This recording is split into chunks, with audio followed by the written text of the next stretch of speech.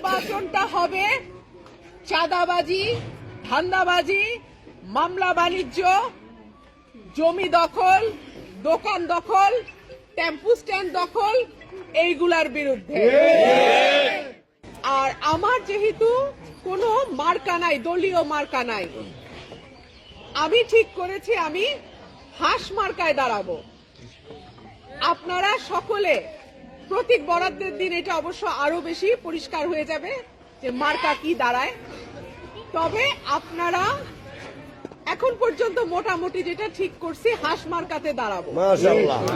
দল মত ধর্ম বর্ণ নির্বিশেষে সকলের কাছে আমার আহ্বান থাকবে, আপনার মূল্যবান ভোটটা দেবেন যাতে আগামী 5 বছরের জন্য আপনার পরিবার, আপনি, আপনার সমাজ এবং আপনার এলাকা নিরাপদ থাকে।